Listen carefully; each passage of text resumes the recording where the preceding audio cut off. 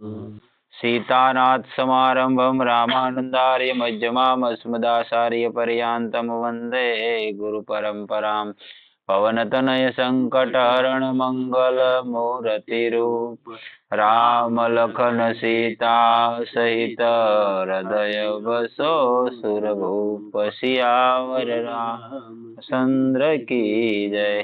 हरि ओम तत्सत् परमात्मने नमः।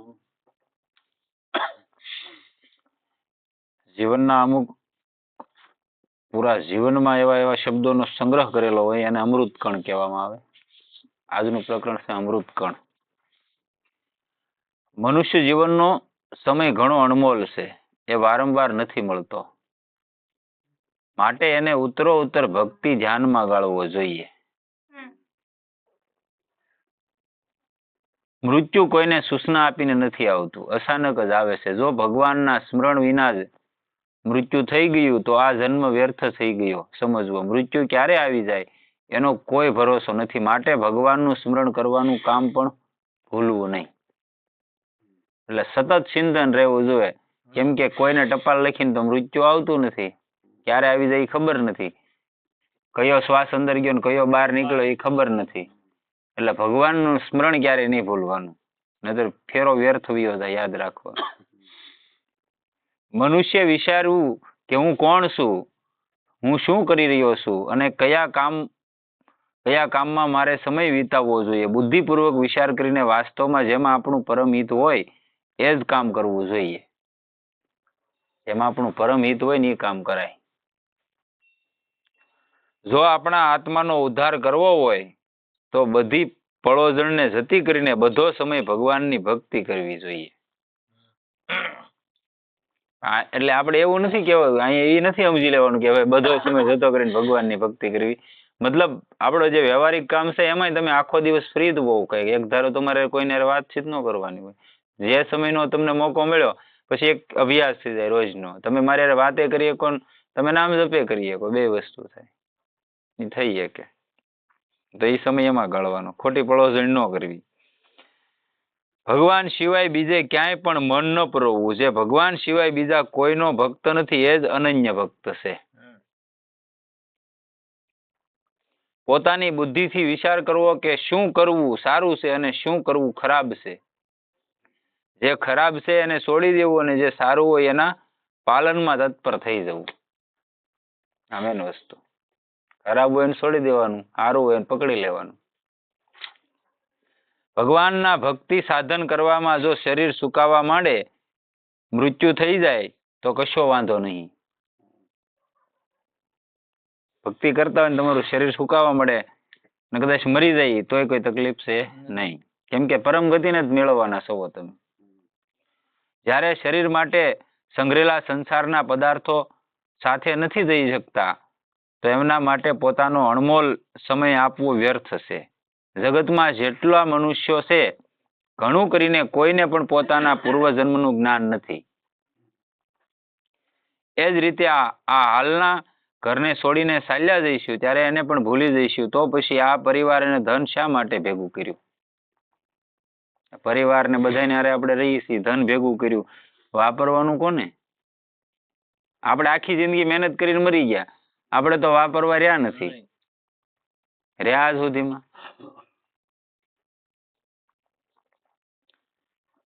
એટલે આપણે એમ નથી કહેતા ભેગું ન કરવું, કરો પણ અતિશય નહીં. અતિ લોભી પાપનું મૂળ છે, એમાંથી જ બધું ઉત્પન્ન થાય. એ આપણા શું કામમાં આવશે?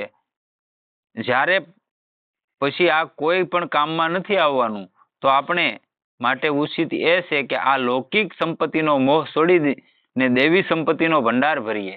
દેવી સંપત્તિ એટલે તો કે હરિનામ કીર્તન છે, નામ સ્મરણ છે, એ દેવી સંપત્તિ કહેવાય. આપણા હૃદયમાંથી દુર્ગુણ દુરાસારો દૂર કરીને એમાં સદગુણ સદાસારોને ભરીએ. સાધન ન થવામાં અશ્રદ્ધા જ મુખ્ય કારણ છે, એને દૂર કરવી જોઈએ. અશ્રદ્ધા તમને થઈ ગઈ એટલે સાધન ન થાય, તો વહેલી તકે એને દૂર કરવી પડે. ઈશ્વરે આપણને જે કંઈ પણ તન મન ધન કુટુંબ વિદ્યા બળ બુદ્ધિ વિવેક વગેરે આપ્યું છે એને ઈશ્વરની સેવામાં જ અર્પવું જોઈએ. જે રીતે પતિવ્રતા સ્ત્રી દરેક કાર્યમાં પતિની પ્રસન્નતાનું ધ્યાન રાખે છે, એ જ રીતે આપણે જે પણ કાર્ય કરીએ પહેલા વિચારી લેવું કે આનાથી ભગવાન પ્રસન્ન છે કે નહીં, એ જ કાર્ય કરીએ જેથી ભગવાનની પ્રસન્નતા પ્રાપ્ત થાય.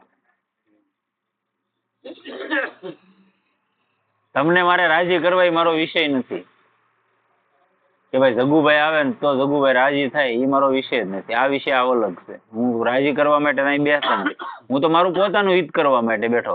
તમને સારું લાગ્યું તમે આવો, આ વિષય છે. એ તો પ્રોસેસ છે. ચોખ્ખો હાવ. કઠપૂતળીને સૂત્રધાર જેમ નસાવે છે એ રીતે જ એ નાશે છે. એ જ રીતે ભગવાનની આજ્ઞા અનુસાર ચાલવું, જેમ એ કરાવે એમ જ કરવું. ભગવાન શું કે એમ જ કરવાનું. ભગવાન જેમ નસાવે એમ નાસવાનું છે. નહીતર અહીંયા હારા હારા સમરબંધીના અભિમાન ઉતરી ગયેલા છે. રાવણ જેવો કોઈ દુનિયામાં પેદા નથી થયો, એને ઉતારી નાખ્યા પરમાત્માએ. તો હું તમે શું કહેવાય? કાંઈ નહીં. ભગવાનની ભક્તિમાં કોઈ પણ જાતિ અને વર્ણ માટે કશી પણ અડચણ નથી. આવશ્યકતા છે તો માત્ર વિશુદ્ધ પ્રેમની. તમારો શુદ્ધ પ્રેમ હોવો જોઈએ, વિશુદ્ધ. એની જ આવશ્યકતા છે, બીજી કોઈ જરૂર છે નહીં.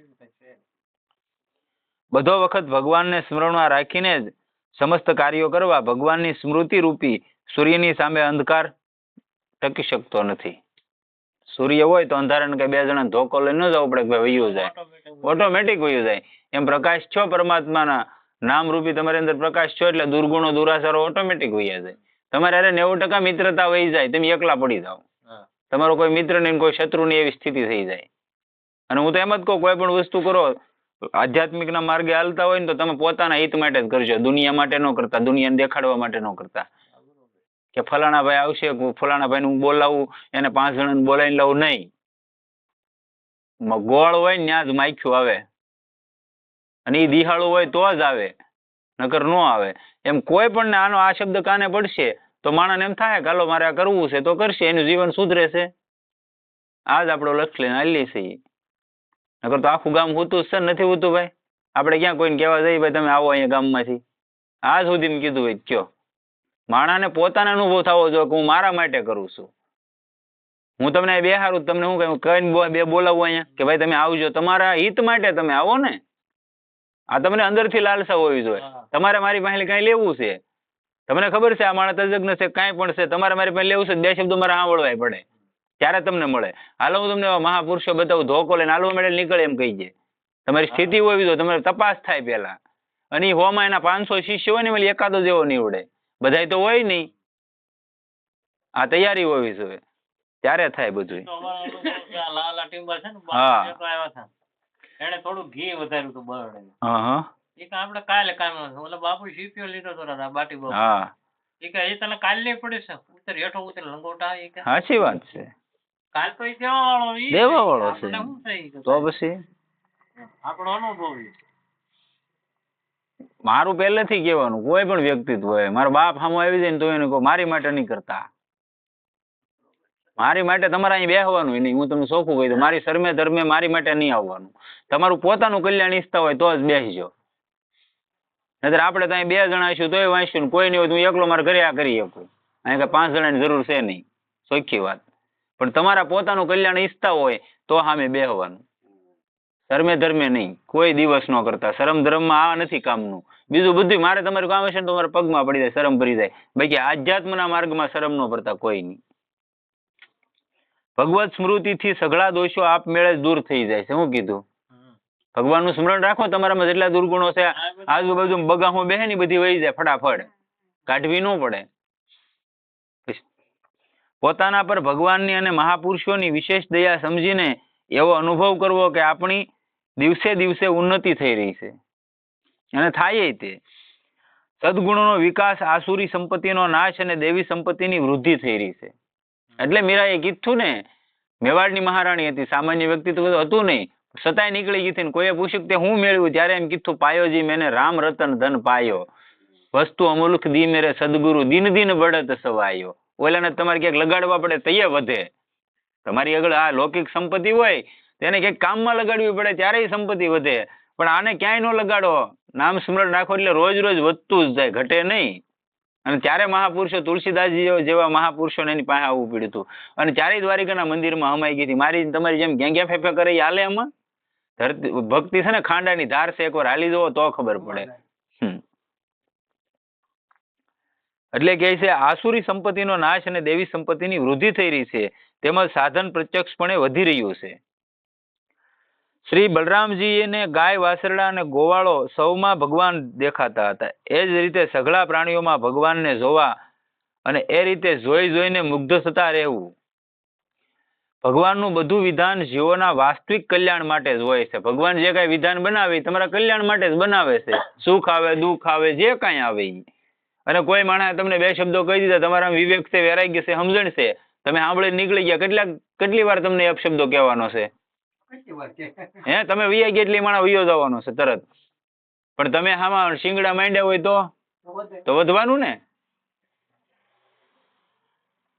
અને જેટલું તમે મૌન રહી શકો એટલે તમારા ઉર્જા વધે.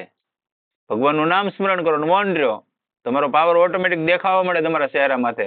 અહીં કઈ બોડિયું ન મારવું પડે કે ભાઈ ભજન કરે, એમ ઓટોમેટિક આવવા મળે.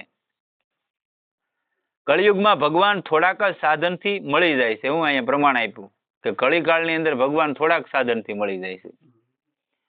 આપણને આવો અવસર મળી ગયો છે, હવે એને છોડવો ન જોઈએ. આપણે આવ્યા કળીકાળમાં જ તે, અને અત્યારે તો એમ કહેવાય તો પૂર જોશમાં હાલે કળિયુગ. આમાં તો હાવ ટૂંકા ટચ સાધનથી ભગવાન મળી જાય. જેથી આ ગ્રંથ લખાણો તો એ તો આજથી 25, 30 કે 35, 50 વર્ષ પહેલા. અત્યારે તમે જોવો ક્યાં પગી દુનિયા? હે? અત્યારે તો હું એમ કહું હાવ ટૂંકા સાધનમાં મળી જાય. અને આપણને આવો સમય મળ્યો હોય અને ભારત ભૂમિમાં જન્મ મળ્યો હોય અને આવો સત્સંગ જેવું કોઈ અમૂલક વસ્તુ આપણને મળી હોય, રોજ થતો હોય, તેમાંથી એક શબ્દ તમે પકડી ન શકો, તમે માણસ જ ન કહેવાય. મનુષ્યોની માનવું આવ્યો કે 4 પગની યોનીમાં જીવ એમ માનવું. મેં તમને કાંઈ પણ કીધું અહીંયા, તમે એ શબ્દને પકડી લ્યો. તમારા હિત માટે કીધું, મારી માટે કીધું, તમારે હાટું કીધું ને, તો તમારે એ જે મેં કીધું એ ન પકડવાનું હોય. આમાં શું કીધું એ પકડવાનું હોય, એટલે ઓટોમેટિક કલ્યાણ થઈ જાય. આપણે પ્રતિકૂળ જે ઘટના બને એને ભગવાનનો મોકલેલો પુરસ્કાર સમજવો જોઈએ. એમાં ગભરાવું નહીં, બલકે પરમ આનંદનો અનુભવ કરવો. વિપત્તિ જે પણ આવે છે ભગવાનની મોકલેલી આવે છે. વિપત્તિ આપણને કઈ તકલીફ આવે ભગવાને મોકલેલી હોય, તમારે તપાસ તો કરવી પડે ને. તમે રામ રામ કરો છો તો તમારી તપાસ થાય.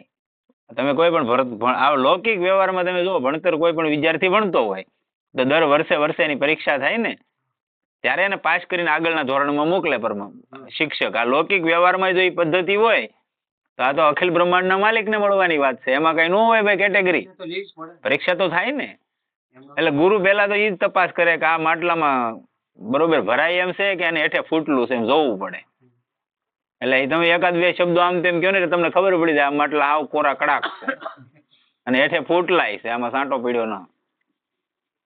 માટે એને વહાલાનો પ્રસાદ સમજવો અને આનંદમાં મગ્ન થઈ જવું. વિપત્તિમાં ભગવાનને જોવા, કેમ કે વિપત્તિમાં ભગવાનનો છુપાયેલો પ્રેમ ભર્યો હાથ હોય છે.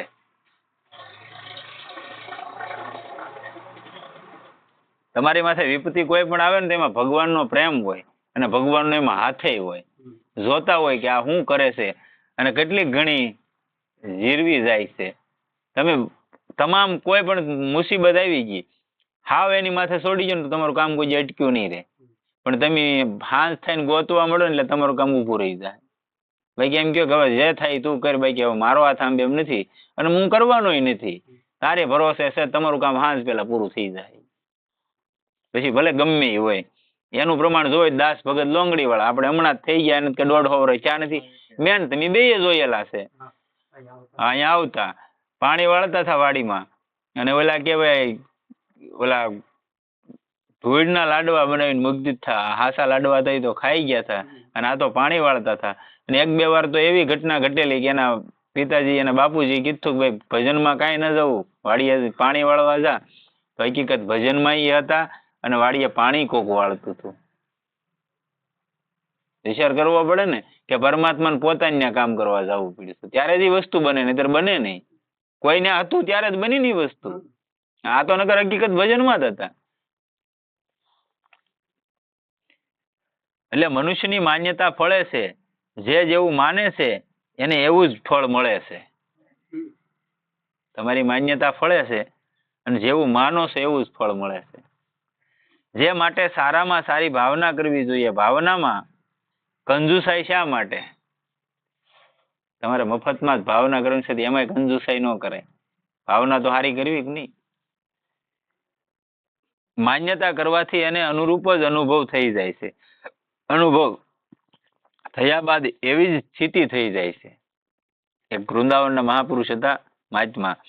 પછી એને કંઠમાળ નીકળે. અત્યારે તો એ રોગ નથી થતો, પણ તમને કદાચ ખ્યાલ હશે અહીં કંઠમાળ નીકળતી માણસોને, રોગ થતો એવો ગળે અવડા ફોડક્યા થઈ જાય ફરતા ફરતા આખા ગળે, એને કંઠમાળ નીકળેલી.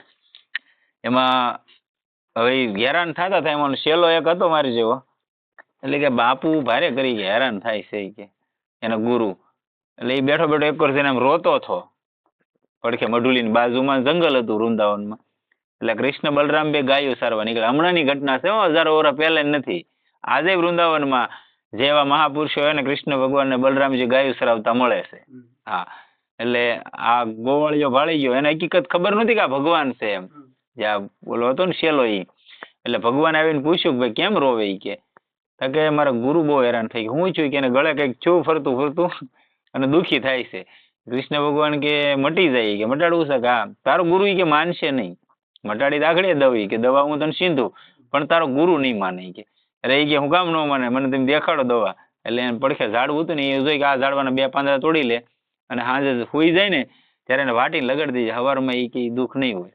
એટલે આને રાતે ગુરુજી હુઈ ગયા ને એટલે એ પાંદડા વાટીને લગાડી દીધા. એને ગુરુ કે શું કરેલા? તા કે દવા લગાડું.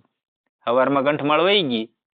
મહાત્મા ખીજાણા જાગ્યા. એટલે એ કે ઓલી મારી માળા ક્યાં ગઈ? એ કે ત્યાં જ કઈક કર્યું. હાલ તો થાય કે આશ્રમ માંથી મારી માળા પાછી લાવી દે. એને શેલાને કે શેલો કે હલવાણા તો સારું કરીને દુઃખ છું. પછી એને કાઢી મૂક્યો આશ્રમ માંથી. બીજે દી પાછો અહીંયા બેઠો બેઠો રોતો હતો. પાછા ભગવાન ની નીકળ્યા બે ભાઈ. એટલે કીધું કે ભાઈ કેમ આજ પાછો હું કામ રોવે? એ કે આજ મારો ગુરુ કાઢી મૂક્યો, ઓલી માળા વહી ગઈ ને એમાં. એ કીધું સારું થઈ ગયું, પણ મને કાઢી મૂક્યો. એ કે હવે તમે એમ કે લાવી દે ને આશ્રમમાં ન આવતો. એ કે હવે મને કઈક બતાવો. ભગવાન કે એના ઝાડવાના બાજુનું ઝાડવું છે ને એને પડખેના 2 પાંદડા તોડી લા, પાછી આવી જાય. ઓલો પાછો આવ્યો અને ગુરુજી હુતા હતા ને પાછું લગાડ્યું. સવારમાં માળા આવી ગઈ પાછી. એનું કૃષ્ણ ભગવાન એને કીધું મેં તને કીધું નતું તારો ગુરુ નહીં માને. એ કે હઠીલો માણસ છે ઈ. પછી એને કીધું આ જે ગુરુજી હતા ને એને શિષ્યને કીધું એ કે તારું તો હું મટાડી શકું એમ હતો, પણ જે પ્રારબ્ધ હોય ને એને ભોગવે છૂટકો હોય. કે આ એક માળા હાટથી મારે પાછું આવવું પડે.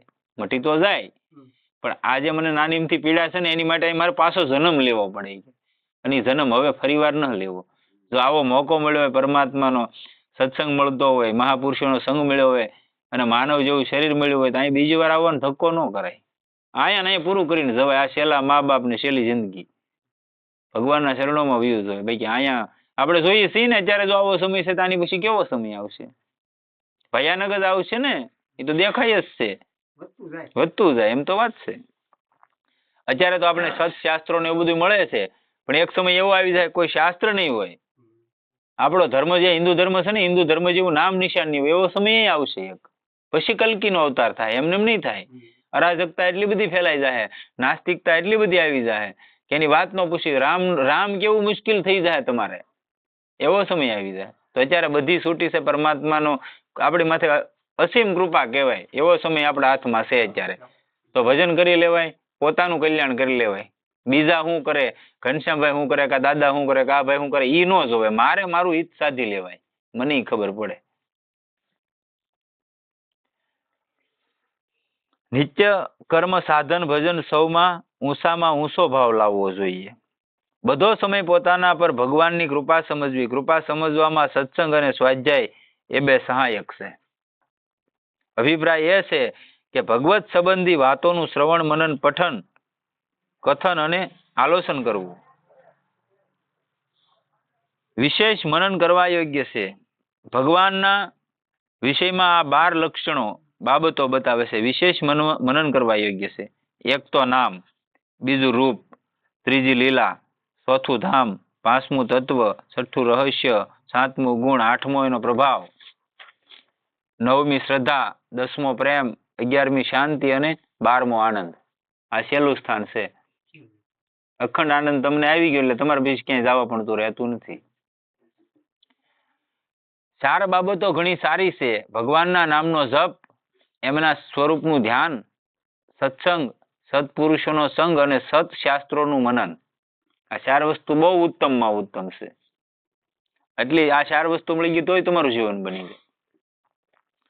સેવા સાધનની ચતુશ્રુતિ છે, પણ એમને તો પોતાના 60 વર્ષના જીવનમાં આ 4 વાતો બધાના સાર રૂપે મળી છે. વૈરાગ્ય, નિષ્કામ ભાવ, સત્ય ભાષણ, શાસ્ત્રે જણાવેલી મર્યાદા મુજબનું આચરણ, આ 4 વાતો માટે પણ મારો ખાસ અનુરોધ છે કે પરમાર્થના માર્ગે ચાલનારાઓએ આમના પાલન પર ખાસ જોર આપવું જોઈએ. 4 વસ્તુઓને ઝેર જેવી ગણીને બિલકુલ ત્યાગી દેવી. 4 વસ્તુ કઈ ત્યાગી દેવાની જીવનમાંથી અને 4 અપનાવી લેવાની. 1 પાપ, બીજું ભોગ, ત્રીજું પ્રમાદ અને 4થું આળસ. આ 4 વસ્તુ ત્યાગી દેવાની. નક્કી કર્યું સવારમાં 4 વાગે ઉઠી જ જવું તો ઉઠી જ જવાનું. 10 વાગે સુઈ જાવ ભાઈ, 12-1 વાગ્યા સુધી ગામમાં જડે હું કામ ઠોકો? ચોખ્ખી વાત છે. અને જે પણ સવારમાં સૂર્યોદય થાય ત્યાં સુધી કોઈ પણ વ્યક્તિ હુઈ રહે, એની 3 વસ્તુ વહી જાય. એક તો શ્રી કહેતા સંપત્તિ, બીજું કે એના શરીર નિરોગી ન રહે ક્યારેય, અને ત્રીજું એના ધંધામાં બરકત ન હોય કોઈ દિવસ. આ 3 વસ્તુ જીવનમાં ક્યારેય ન હોય. કોઈ પણ માણસ આ પૃથ્વી માથે કોઈ પણ વ્યક્તિત્વ હોય એ બ્રહ્મ મુહૂર્તમાં ન જાગતો હોય તેનું ભલે અત્યારે પ્રારબ્ધ સારું હોય એટલે એ ભોગવીએ કે બાકી વયું જાય. સાધનમાં 5 ઘણી મોટી ખીણ છે. કંચન, કામિની, શરીરનો આરામ, માન અને યશ કીર્તિ. બીજાના ગુણો જ હંમેશા જોવા, અવગુણ કદી ન જોવા. મનુષ્યએ ગુણગ્રાહી બનવું જોઈએ. એક હોય છે સેવા અને બીજી છે પરમ સેવા. સેવા તો એ છે કે બીજાના લૌકિક હિત માટે, શારીરિક સુખ પહોંચાડવા માટે પોતાનું તન મન ધન જોડી દેવું. કોઈ પીડિત મનુષ્યને અન્ન, જળ, વસ્ત્ર, ઔષધ વગેરે પોતાની યોગ્યતા અનુસાર આપી દેવા. આ એની ભૌતિક સેવા છે. પરમ સેવા એ છે કે કોઈને ભગવાનના માર્ગે વાળવો તથા જે મનુષ્યો ભગવાનના માર્ગે વળેલા છે એમના માટે એમના સાધનમાં સહાયક રૂપ આવશ્યક વસ્તુઓની પૂર્તિ કરવી, સાધનની અન્ય સુવિધાઓ પ્રદાન કરવી તથા એમને સત્સંગમાં જોડવા. આ રીતે ભગવત ચર્ચા વગેરે દ્વારા સાધનની ઉન્નતિમાં હેતુ બનવું અને કોઈ મરી રહ્યો હોય એને ગીતા, રામાયણ, ભગવાન નામ વગેરે સંભળાવવા. આ પારમાર્થિક સેવા છે. કોઈ આત્મા દુઃખી થતો હોય, આપણને ખબર હશે ઘડી બે ઘડીનો મહેમાન છે, એની સુરતા છે કે નથી, પણ ગીતા અથવા રામાયણનો પાઠ કરો તો એ જીવને ગતિ મળી જાય. એમ કે અહીં છૂટી જાય, મતલબમાં જે પીડા તો હોય ને એમાંથી છૂટી જાય છે એ જીવ. આ જ પરમ સેવા છે. લાખ માણસોની ભૌતિક સેવા કરતા એક માણસની પરમ સેવા સળિયાતી છે. ભગવાન પાસે માગવું જ હોય તો એવું માગવું કે સઘળા જીવોનું કલ્યાણ થઈ જાય, બધા સુખી થાય. આ રીતે સકામ ભાવે કરવામાં આવેલી પ્રાર્થના પણ નિષ્કામ બરાબર જ છે. વક્તા અને શ્રોતા બંને જો પાત્ર હોય તો અસર વધુ થાય છે. બંનેમાંથી એક પાત્ર હોય તો ઓછી અસર થાય છે, અને જો બંને અપાત્ર હોય તો અસર નહીવત થાય છે. મહાપુરુષોની કોઈ પણ ક્રિયા પ્રયોજન વિના નથી થતી. એમની સઘળી ક્રિયાઓ બીજા લોકોના હિત માટે, કલ્યાણ માટે જ થાય છે. કોઈની પાસેથી કામ કરાવે છે તો એના કલ્યાણ માટે જ, પોતાના માટે નહીં. મહાન પુરુષો કદી પોતાને મહાન નથી માનતા. શ્રેષ્ઠ પુરુષો કદી પોતાની બડાઈ નથી ઈચ્છતા. જે મહાત્માઓ પરમાત્મા મળી જાય છે એ પરમાત્મા સ્વરૂપ જ બની જાય છે. જે મહાત્માઓને પરમાત્મા મળી ગયા એ પોતે પરમાત્મા સ્વરૂપ બની જાય છે. પરમાત્માની પૂજા જ એમની પૂજા છે. મહાત્મા પુરુષોના દર્શનથી, એમની સાથે વાર્તાલાપ કરવાથી મનુષ્ય પવિત્ર થઈ જાય. એમાં તો કહેવું શું, એમનું સ્મરણ કરવાથી પણ અંતકરણ પવિત્ર થઈ જાય છે. ભગવાન નામનો એ નિયમ છે કે યથામામ પ્રપજ્યંતે તાસ્થમેવ ભજામ્યહમ. જે મને જેવી રીતે ભજે છે એ જ રીતે હું એમને ભજું છું, એવું કૃષ્ણ ભગવાને ગીતામાં વચન આપેલું છે. તું મને જેવી રીતે ભજે છો એવી રીતે જ હું તને ભજું છું. પણ મહાત્માઓનો આવો નિયમ નથી. એમનો નિયમ આનાથી જુદો છે. એ છે જેઓ એમને નથી ભજતા એમને પણ એ અમે ભજીએ છીએ. મહાત્માઓનું આવું હોય છે. જેમ આગમાં ઘાસ નાખવામાં આવે તો એ આગ થઈ જાય છે, પણ ઘાસમાં આગ નાખવામાં આવે તો પણ આગ જ થઈ જાય છે.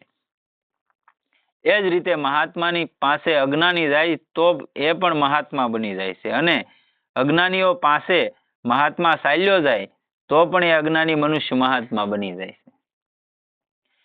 કેમ કે મહાત્માઓની પાસે જ્ઞાનાગ્નિ છે, એનાથી અજ્ઞાન નાશ પામે છે. મહાત્માઓનું જ્ઞાન અમોઘ અવ્યર્થ છે.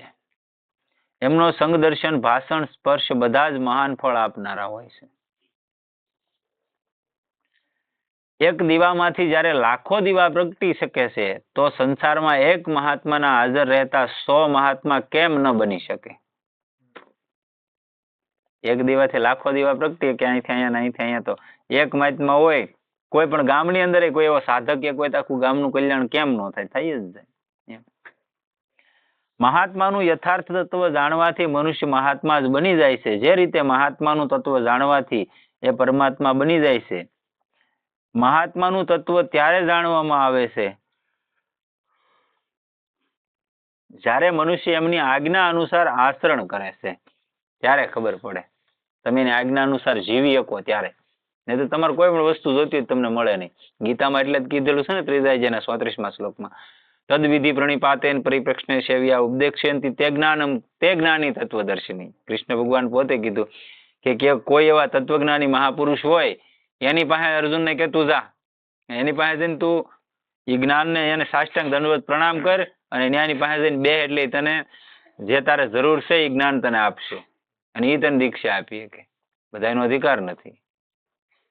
તો પરમાત્મા પોતે એમ કેતો હોય કે ભાઈ તારે મારી પાસેથી જાણવું હોય પેલા તારે મને ગુરુ તરીકે સ્વીકારવો પડે, ત્યારે ગુડ રહસ્ય એને બતાવે. એમને એમ તો એ નથી બતાવતા. એનું અંતકરણ નતર આમ તેમ થતું હતું. ગીતામાં બીજું કઈ નથી. ગીતામાં આપણને જ બોધ આપ્યો. અર્જુન તો એક લક્ષ્ય કરેલો છે. ગીતાની અંદર જે વાત કરી, આત્મા એટલે કૃષ્ણ છે અને મન કેતા અર્જુન છે. લક્ષિત કરો તમે એટલે ન્યા જ જાઓ. સમજાવે કોને? અર્જુનને સમજાવે છે ને. આપણે અહીં કોને સમજાવવાનું છે? આત્માને કઈ સમજાવવાનું નથી. સ્વયં બ્રહ્મ છે. એ તો બ્રહ્મ જ છે ને આત્મા તો. હા, એમ મનને સમજાવવાનું છે. એની તે રખા મારી છે એટલે અહીંયા અર્જુન જ થાય મન. એ 700 શ્લોક 750 શ્લોક છે. 750 શ્લોક એક શ્લોક આપણા મનમાં જ કીધેલા છે. અસર એ આપણને જ થાય છે. રામચરિત માનસ છે, ભગવદ્ ગીતા છે, ભાગવતજી છે. અમુક ગ્રંથો તમે અધ્યયન કરો તમને ખબર પડે એમાં શું ઉર્જા છે. આવું છે. એટલે કોઈ પણ મહાત્મા પાસે તમે જાઓ, ક્યાંય પણ જાઓ, વિનય વિવેક આ બધી વસ્તુ હોવી જોઈએ. તો જ તમે જેમ સેમ તમને આપીએ કે તો તમને મળી શકે. તમારે જે જોતું હોય એ તમે એમ કહો હાલો હું આવી ગયો, તમે આવી ગયો, એમ કઈ થતું નથી. આ શોખીન સીધી વાત. કેમ કે આ મારો પ્રત્યક્ષ પ્રમાણનો અનુભવ. દિવાળી દી ગયો હતો હું ધોકાન દી, આખો દી બેઠો તો 10:30 5-6 વાગ્યા સુધી થઈએ એક ધારો. આમને હું એ મન નહોતો ઓળખતો, હું એને નહોતો ઓળખતો, પણ હું નહોતો ડીગ્યો ને એ નહોતા ડીગ્યા. આ મારો પોતાનો અનુભવ. કેમ કે એ મને ઓળખતા નહોતા, મારે કઈ જાણીતા નહોતા. બસ એક નામ સાંભળીને હું ગયો હતો. મારે જે કામ હતું મેં એને કીધું. તો સવારમાં 10 વાગ્યાની વાત તે સાંજના 5:30 વાગ્યા સુધી મને કઈ જવાબ નહોતો આપ્યો. વાત એમ બે કરતા હતા પણ જે કામ માટે ગયો હતો એનો જવાબ મને નહોતો મળ્યો. તો એ પરીક્ષા લઈ લે ભાઈ. નગર એને શું એને કઈ ખર્ચો જ નહોતો કઈ એમાં મને કહેવામાં. કાંઈ હતો ખર્ચો? નહોતો. પણ જે વસ્તુ હું આને દઉં છું એ નિભાવશે કે નહીં નિભાવે એ એને જોવું પડે ને. મહાપુરુષોનું આ એક વિધાન હોય. એમને એમ કોઈ વસ્તુ આપી નથી દેતા એ. એટલે પેલા તો તમારી શરણાગતિ હોવી જોઈએ ત્યારે થાય. શરણાગતિ પાકી થઈ જાય એટલે ગુરુ કોઈ સમર્થ એવા મળી ગયા એટલે તમારું કલ્યાણ નિશ્ચિત થઈ ગયું. એટલે જ આપણે કહીએ કે ગુરુ પહેલા જોવે. એનું મેન કારણ કેમ કે એને ભજન કરેલું છે. તમને નામ મંત્ર કાંઈ પણ આપ્યું તો એને કરેલું છે એ તમને આપ્યું ત્યારે જ ઉજાગર થાય તમારામાં. એ તમારા અંતકરણની શુદ્ધિ થાય, નહીતર થાય નહીં. મનમાયના તો ઘણા બધા મંત્રો હું તમે જાણીએ વૈદિક મંત્રો, પણ એ કામ ન આપે આપણને. પણ ગુરુના મુખેથી કોઈ પણ શબ્દ નીકળી ગયો કે જા રામ રામ કર તારું કલ્યાણ થઈ જાય તો થાય જ તેમાં નિશ્ચિત. એટલે ઓલી સોપાઈ છે ને મંત્ર મૂલમ ગુરુ વાક્યમ મોક્ષ મૂલમ ગુરુ કૃપા, એમને એમ તો નથી કીધેલી. ગુરુ બોલ્યા એ મંત્ર સમાન થઈ જવું જોઈએ. બાકી મોક્ષ તો એની કૃપા હોય એટલે મળી જ જવાનો છે. મંત્ર એને એવો આપી દીધો એટલે મોક્ષ તો નિશ્ચિત થઈ ગયો ને, એ તો સાબિત થઈ ગયું આમે એમ છે. સદગુરુદેવ કી જય.